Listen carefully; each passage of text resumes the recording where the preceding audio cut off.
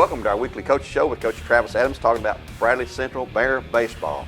Coach, I'd like to welcome you to our first show of the year as the season gets ready to kick off. And brother, when I say kick off, it's going to kick off with a bang because you guys are going to jump right into the district fire starting Monday with who else? Cleveland High School. So should be fun, shouldn't it? Yes, sir. Time's here. So, obviously we didn't have the weather we wanted, for our preseason stuff, but I think everybody's kind of in the same boat with that. And I told the guys last night that you're 4 days and it's 3, 2, 1, go. So we're ready. How much has the weather impacted you? What does it hurt the most that you can't get out on the field? I know you can get in the batting cage inside and do all that, but what does it? Just the in-game, the live reps, pitcher to hitter, stuff like that. Really, defense and all that. A little bit of everything. Yeah. You get inside and things look one way. When you open it up on a field, it might look a little bit different. So, but we are fortunate to be able to go inside and actually get some things done, and so it's not a total loss. Well, this year, who's going to be your assistant coaches? I guess most of them all are back, aren't they? Shaw Gamble took the job at Grundy County. So, That's true. So Shaw's on the road, but Matt Day, Timmy Lynn, Tanner Thompson, Ray Stevens will still be with us, and Tyler Payne will be helping as well. So kind of the same crew. We've been together for a while. So. Oh, you have. That's good, that continuity. Now, does each coach have a specific? Like, do you have one that's the pitching coach and the hitting coach and defensive coach? How do you divvy up? Yeah, Matt and Tanner take over on the pitching side of things. Timmy works with our catchers and our hitters. Mm-hmm.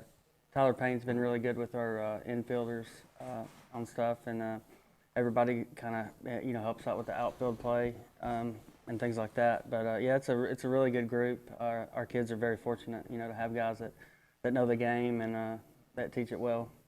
Well, last year, you went almost as far as you can go. You brought home a silver ball, I guess you could call that. Second place of state to Farragut, who's a huge elite baseball program itself, and that's the deepest run you'd had as a coach, I know. But then let's go back a few years to 1994. You were on the state championship team, the last state championship baseball team we had. Who were some of the guys that played with you on that team? Well, I played the shortstop. Our key guys, obviously it was we had some seniors that were really good. Damon Callahan won 2 games in the state tournament, and we kind of rode him. Ray Ware was our catcher, Jeff Bramlett first base, Robbie Winters at second, Stacy Smith at third. Then we went Andy Lawson, Clint Lee, Jason Wilcox. Wow. We had it was a pretty unique group. And that was a real special run. If I remember right, that tournament was won down at Erlanger. Ingalls Stadium. Starts at Erlanger. Ingalls Stadium. Right across from Erlanger there. Who are you looking to this year on your team, to your seniors? I know you don't necessarily select captain, but who are you looking to be the guy that you go to when you need some tails kicked or you just need to do some things, I think with any team, the seniors have to carry a load, and it's like that with our team. How's your class breakdown this year as far as seniors? There's 7 that seniors that we have, and some of them don't have like the experience as far as like the district experience we do, but we're fortunate to bring back some that do. Riley Black will be a key component. Obviously, Tucker Steele, in the outfield, Logan Weeks in the outfield, and then we add, some guys that we're looking to, get some things out of with Spencer Lewis and C.J. Deals. Oh, yeah. Jesse Wooten and Michael Berger will also, have to contribute. So there's expectations are high, and, it's tough. You've got a bullseye on your back, going into it. So. Well, it's all going to start Monday. We're going to talk about that schedule in a minute, but let me ask you this before I forget it. I had it in my mind. If I'm a rising 8th grader, when or how do I try out or try to become part of your baseball program? After the season, we start putting stuff out usually on social media about our dates. Mm-hmm.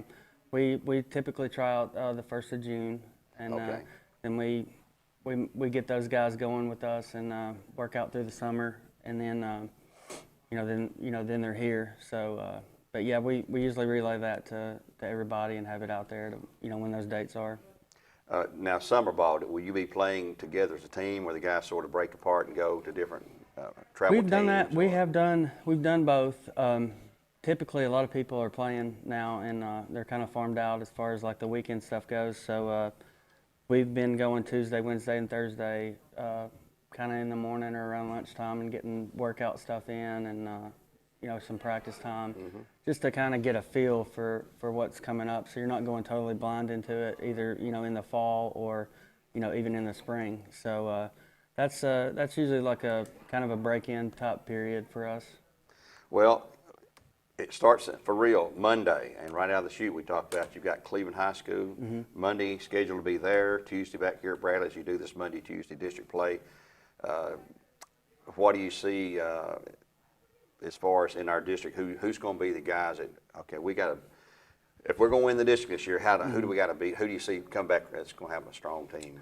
Do you know at this point? I'll tell you what, our district has always had a lot of parity, and as far as anybody can beat anybody, and baseball's a funny game like that. It's dictated, it starts on the mound. If you look at the teams in our district, everybody has one, most of them have two that are going to be pretty good. So, you can't. It's not like you can take a week off or anything like that. Every Monday, Tuesday, it's coming. I think our kids, are aware of that, especially with this first one. So, it's of course it's a rivalry thing, but anytime you're playing those district games, like you want to get them, So. Well, they're all huge. Right. No doubt about that. Okay, Monday, Tuesday, you got that schedule, and then it's during spring break week, obviously. Right. Typically, you guys will take off and go down to Florida. You going to Florida this year to play down there? Where will we be at? We're going to Orlando, playing some local teams, from around there. Pretty good competition. Pretty stiff competition. Yes, it is. But, like you said, you want to be there at the end. You're going to have to beat somebody good. Yeah. You're going to have to play at that speed of the game. So I think it's a good way for our kids to kind of get caught up, with us being, kind of trapped inside for a little bit, and then hopefully, take something away from it. Well, is your strength this year, do you think it's going to be in hitting or pitching, or do you know? I know it's asking a question preseason, it's hard to answer this. I know because somebody's going to jump up and surprise you, and they jump out there and hit lights out or pitch lights out and all that. But returning pitching, who we have on the mound, the arms coming back that you're looking forward to? Hey, you guys. Well, Riley and Riley Black and Cooper Castile. And he's a sophomore, Cooper is. And then Ashton Simmons and Spencer Lewis are probably right there, in the top four. Okay. We've got some guys that are kind of dinged up right now as far as arm stuff goes. That can contribute, when healthy. So it'll take everybody. Nobody's going to go out on day one and throw 100 pitches. Because everything's been so limited really right now, So I would say we pitch it and catch it, pretty well. Our hitting is obviously behind the pitching right now just because of repetition and time of year stuff. But we'll put together a pretty scrappy lineup, and be able to be some tough outs. Well, I know you're always scrappy. That's the way you played. That's the way your dad coached when he was coach, and Greg Guerin. He knew Bradley's going to give it tooth and nail when play there. How about your hitting? Do you have any? I know you lost Dylan Stanford. By the way, Dylan's doing great at Lee University. As a freshman, he is just having a super start so far. Who's your leading hitter, I guess, coming back, or a couple of those guys? Usually the guys at the top of the lineup will be, there. But, we've got a lot of role players as far as that goes. Tucker's speed is a big asset, for us. And Riley and Logan have some pop. So it'll be, it'll be called upon. Hopefully everybody will get 4 at-bats and, somebody will run into one. So we'll just have to see. And that's what it's about. Yeah. It really is. Okay, we talked about Dylan Stanford. We've got a guy who played for us here and played some college ball and doing quite well in the minor leagues for the Atlanta Braves. That's Ryan Castile, of course, and his brother Cooper, younger brother, is a sophomore this year, a left-handed pitcher too. I know you have great expectations. He'd done pretty well as a freshman last year. Right. And Ryan, he is still in the Brace Farm system at the AA level, AAA, or? I think he's kind of floating in between, you know, right now. When they break from spring break, I'm sure he'll have a better, you know, grip on that. We text back and forth, and you know, he's got some at bats with the big club, you know, so far down there. That's gotta be exciting. Yeah, I mean, you know, it's anytime you're there, you're so close. You know, you can taste smell it. Yeah, it's like smell it, yeah. So. Yeah, I'm really proud of him. You know, he works harder than anybody, and you know, he really wants it. A great guy, just a great. Yeah, guy. we're just hoping he can catch a break and you know, and punch on through.